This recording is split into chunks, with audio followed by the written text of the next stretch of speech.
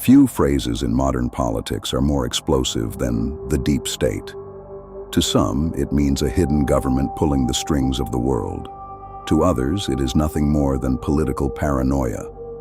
But the real question sits somewhere far more uncomfortable. Not every bureaucrat is part of a secret conspiracy, but permanent institutions do hold real and lasting power. In this episode, we are stepping away from the noise to look at what is documented. We are looking at permanent agencies, regulators, classified authorities, intelligence structures, defense networks, private contractors, and the sheer weight of institutional inertia. This tension between elected leaders and permanent systems is not new. In 1961, U.S. President Dwight D. Eisenhower used his farewell address to explicitly warn the public about the potential for unwarranted influence by the military-industrial complex. Today, the national security state is far larger and more complex than it was in Eisenhower's time. The U.S. intelligence community publicly describes itself as being made up of 18 separate elements, each with different roles and large classified and public budgets. This is not a hidden secret. It is documented reality. It does not prove a malicious conspiracy, but it does show massive scale, permanence, and deep complexity. And it raises an important question about where power actually sits. Elected governments change every few years, while many of these permanent systems remain in place. So where does democratic power end and institutional power begin? Every few years, the campaign signs come down and presidents change. Prime ministers step aside. Entire cabinets are replaced. But the departments, the files, the databases, the legal procedures, and the career staff remain.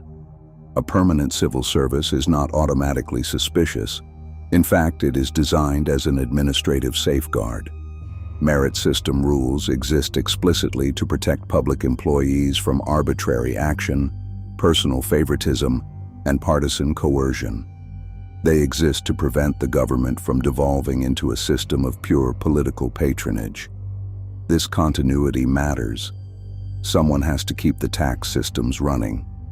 Someone must manage defense logistics, secure the borders, process welfare payments, support the courts, and maintain emergency services while politicians transition into power. But this same permanence creates a profound tension. The exact same structure that protects the state from chaos can also make institutions remarkably difficult to redirect. Career officials hold the institutional memory. They know the procedures, they manage the files, they interpret the rules, and they are the ones who brief incoming leaders on what can be done, what is legally risky, and what will take time. The permanent state does not need to overrule elected leaders to shape government. Sometimes it only needs to define what is possible. This is not always malicious. Some resistance from within the bureaucracy is lawful caution, deep expertise, or a strict duty to legal process. Some of it is simply institutional inertia, and some of it is systemic self-protection. The difficulty is determining who truly controls the movement of government.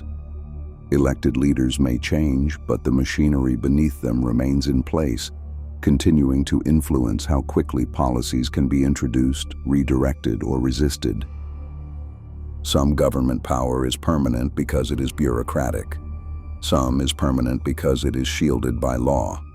Secrecy is not automatically suspicious. Modern states require classified systems.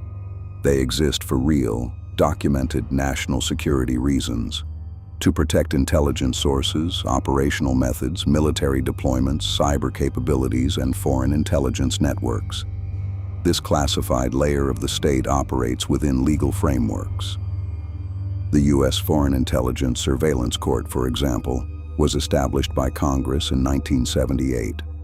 It was designed to review government applications for electronic surveillance, physical searches, and other investigative actions for foreign intelligence purposes.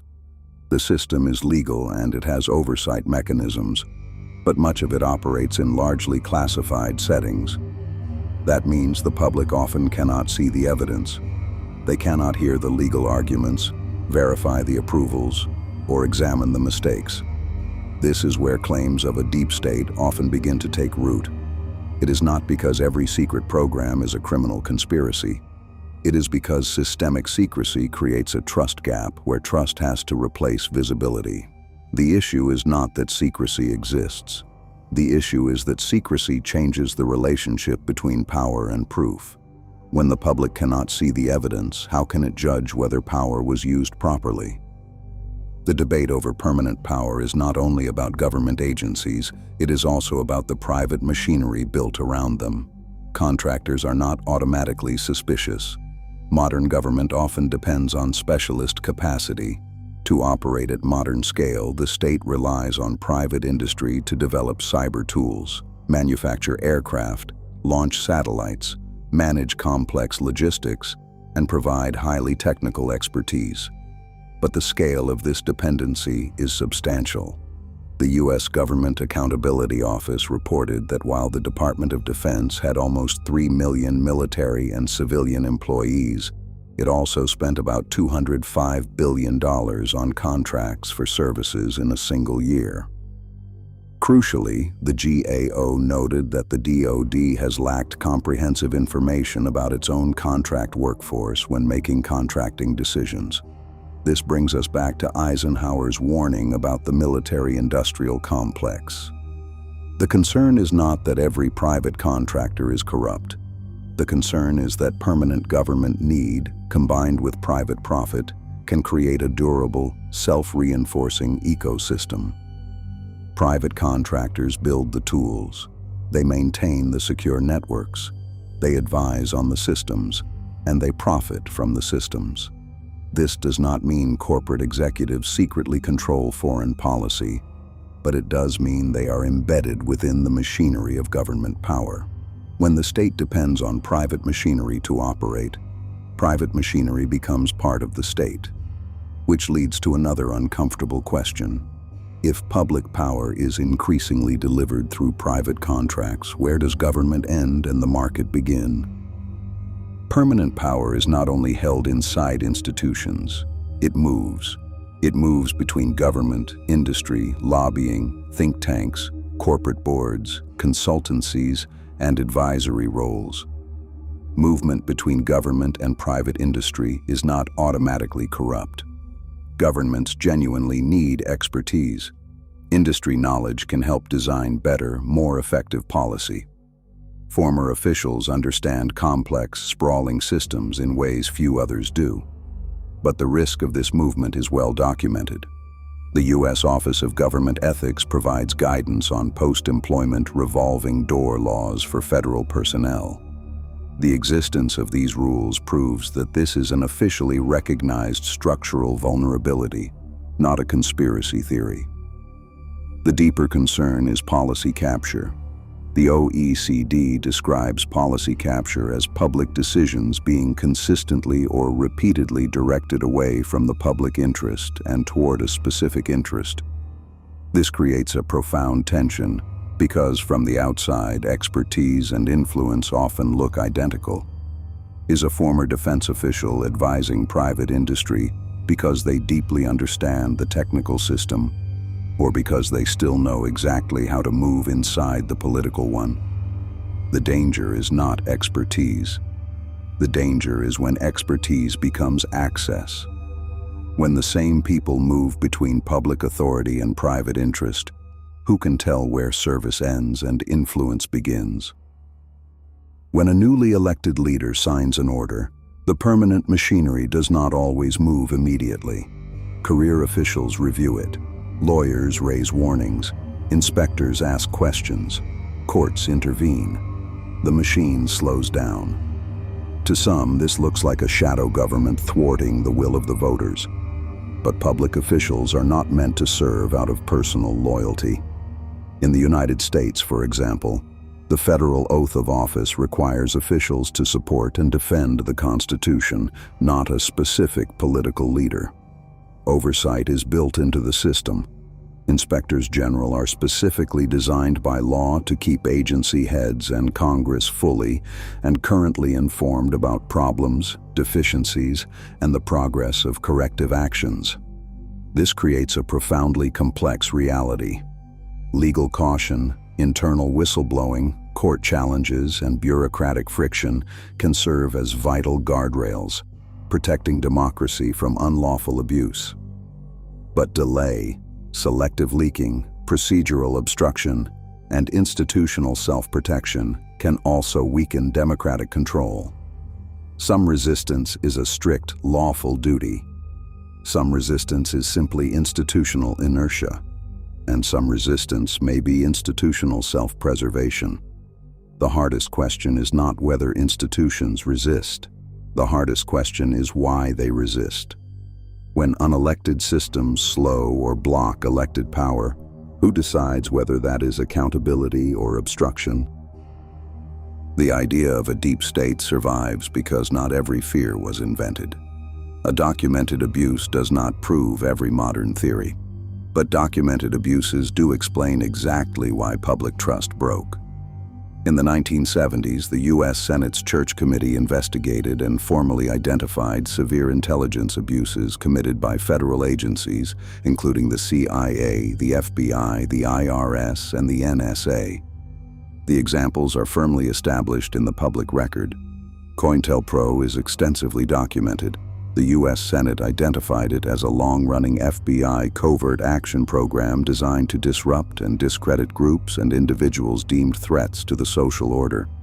Similarly, MKUltra is documented in official records as a CIA program of research into behavioral modification, including mind control and chemical/drug-related research. These historical examples do not prove that one permanent, hidden government controls everything today. But they do prove that secrecy, immense power, and weak oversight have produced real structural abuses before. The evidence does not prove every theory. It proves why the theories found oxygen, which leaves a lingering challenge for modern institutions. When the state has been caught abusing secrecy before, how much trust can it ask for now? The deep state is not one simple thing. It is part fiction and it is part political theater, but part of the concern is entirely real. Permanent power exists, and it does not always move in public view. To understand where we are, we have to separate three distinct layers. The fiction is the cartoon version, the idea of a single dark room, a single button, or a single hidden master government controlling everything. The fact is that permanent institutions, classified systems, intelligence networks, contractors, regulators, and bureaucracies clearly exist, and they can exercise lasting influence that outlasts any election.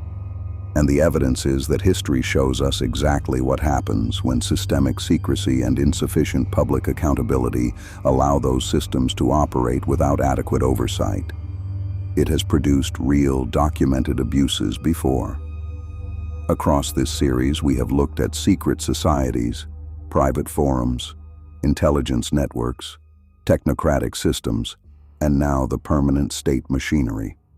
What the evidence reveals is that hidden power does not always need to be hidden by a malicious conspiracy. More often, it is hidden by sheer complexity.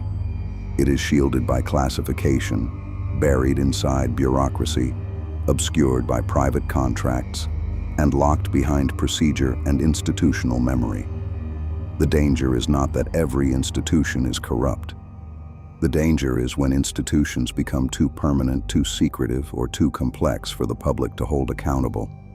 In a democracy, power is supposed to answer to the people. But what happens when the people can no longer see where power actually lives? And as always, stay curious.